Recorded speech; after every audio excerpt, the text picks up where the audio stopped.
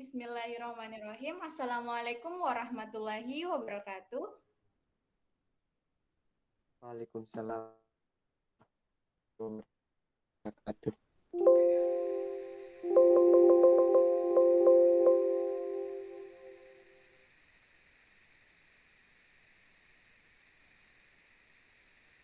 Apakah katakan bahwa tak kenal maka tak sayang. Jadi perkenalkan, nama saya Anggi Puspitasari dari kelas Pendidikan Teknik Elektronika S1 dari Universitas Negeri Makassar. Nah, sebelum memasuki materinya, saya ingin berpantun. Duduk santai di tengah taman, lihat gadis sedang berkeluyuran. Nah, selamat sore wahai teman-teman, semoga harimu penuh keberuntungan. Oke, langsung saja. Di sini ada pernah melihat dioda?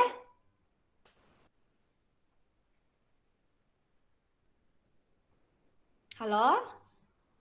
Kenapa, Bu? Ada yang pernah melihat dioda?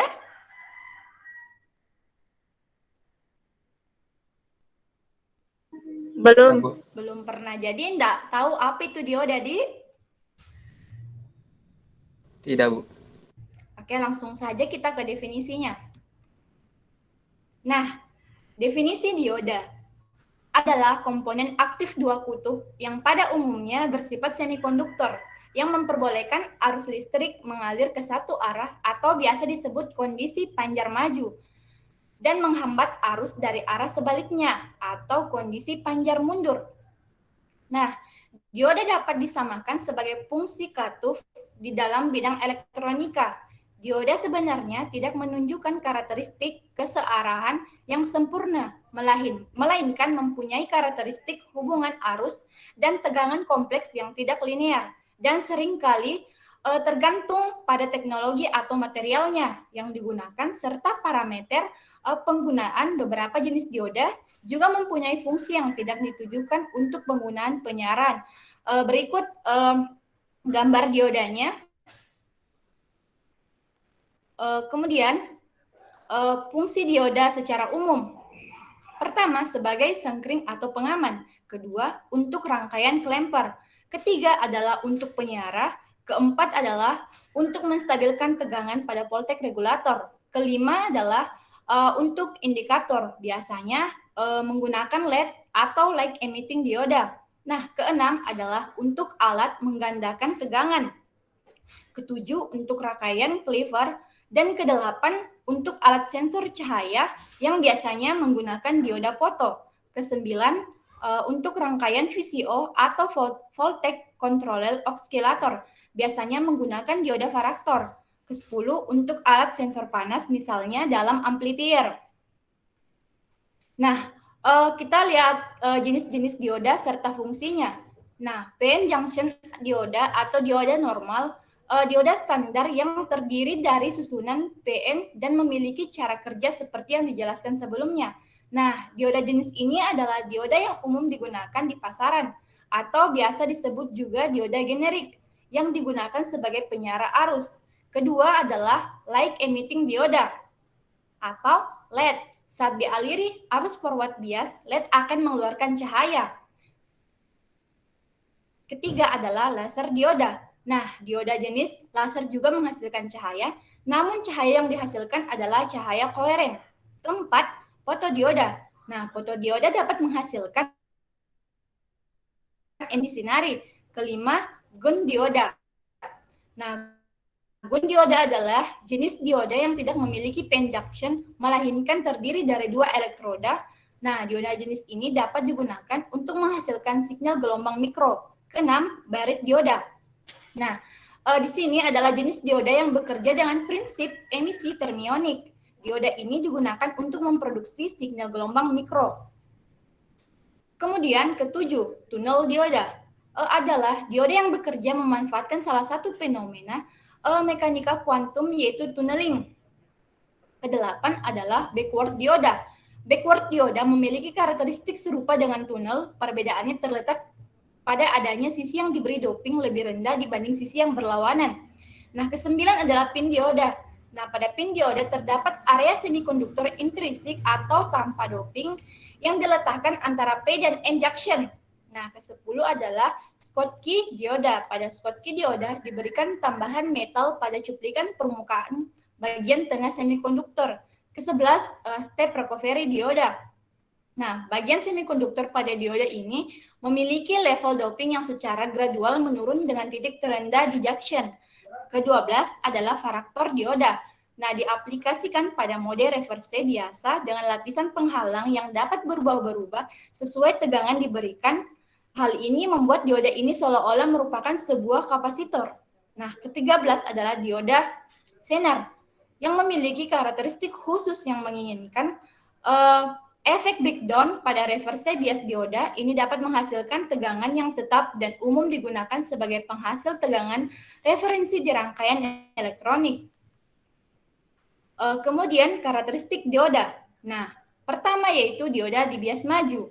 Nah, pada dioda bias maju, yang pertama ialah bias secara maju. Dioda di bias secara maju memiliki penjelasan yaitu upaya untuk memberikan tegangan luar menuju terminal dioda. Nah, apabila anoda terhubung dengan kutub positif pada baterai serta katoda terhubung dengan kutub negatif pada baterai, maka akan mengakibatkan bias maju atau forward bias. Jenis kegiatan anoda yang mengalir ke katoda ini memiliki kesamaan dengan rangkaian tertutup. Apabila tegangan yang diberikan berbeda dan nilai arusnya positif, maka bias tersebut akan teraliri arus. Nah, kedua, dioda di bias mundur.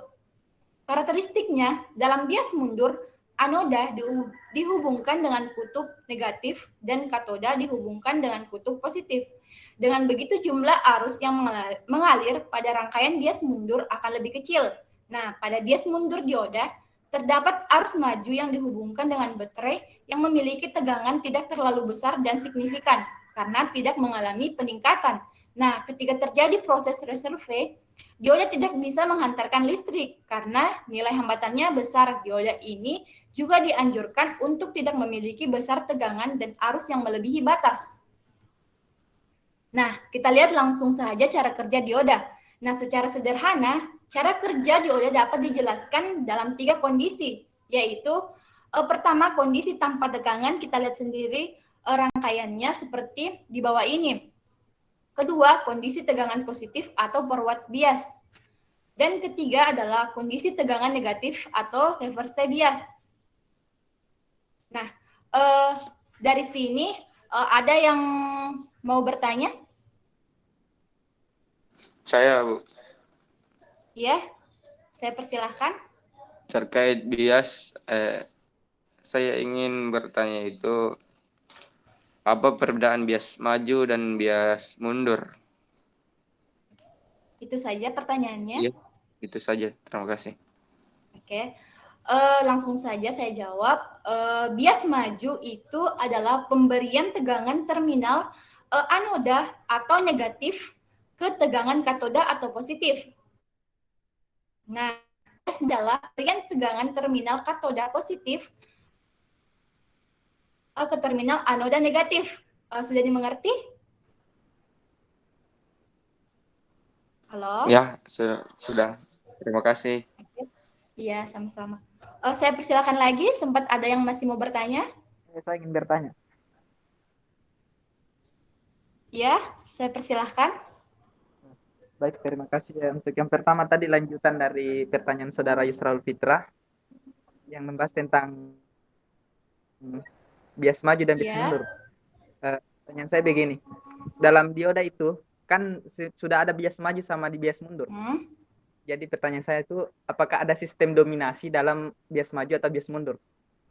Maksudnya sistem dominasi? Maksudnya katoda itu lebih spesifiknya ke bias maju atau spesifiknya ke bias mundur begitu? Oke. Begini, kalau katoda itu dia itu kalau katoda ke bias mundur, katoda mundur. Kalau bias maju yaitu anoda. Lebih spesifikasi ke anoda, spesifik. Berarti lebih dominan ke bias maju daripada bias mundur begitu. Kalau iya, karena kan kalau bias maju itu berarti arus itu mengalir. Sudah dipahami? Ya, satu lagi, Di. Ya. Itu kalau dioda dipasang terbalik, apakah berfungsi atau tidak? Oh, tidak berfungsi, tidak mengalir arusnya. Bisa dijelaskan secara rinci lagi, Ibu? Ya. Coba diulang. Itu kalau dioda dipasang terbalik, apakah berfungsi atau tidak? Kan masa ya tidak sengaja dipasang terbalik, tiba-tiba tidak berfungsi. Kan ketika kita mengukur sebuah dioda, kan kita menggunakan multimeter analog. Oke?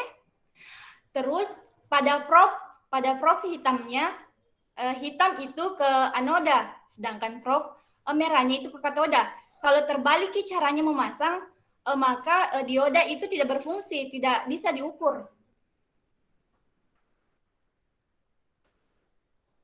Apakah sudah dipahami? Halo? Halo? Mungkin jaringannya jelek. Yeah. Oke. Langsung saja ke pertanyaan berikutnya. Ada yang lagi mau bertanya? Saya. Ya. Pertanyaan saya itu, bagaimana prinsip kerja dari dioda? Oke. Langsung saja yang saya jawab. Prinsip kerja dioda itu menurut saya, dia itu bekerja pada kondisi satu arah saja. Mengapa? Karena yang mengalir hanya satu arah saja, mengalir arus output berupa arus DC-nya. Nah, kemudian dioda semikonduktor hanya dapat melewati arus satu arah saja, yaitu pada saat dioda memperoleh satu arah atau bias maju. Nah, di dalam dioda terdapat junction atau pertemuan di mana daerah semikonduktor tipe P dan semikonduktor tipe N bertemu. Pada kondisi ini dioda dikatakan pada dioda dalam kondisi konduksi yang menghantarkan dan mempunyai tahanan dalam dioda relatif kecil. Nah, sedangkan bila dioda diberi satu arah atau bias mundur atau biasa disebut dengan reverse bias, di sini dioda tidak bekerja. Pada kondisi ini dioda mempunyai tahanan dalam yang tinggi sehingga arus sulit mengalir. Apakah dipahami? Ya, paham. Ada yang lagi mau bertanya?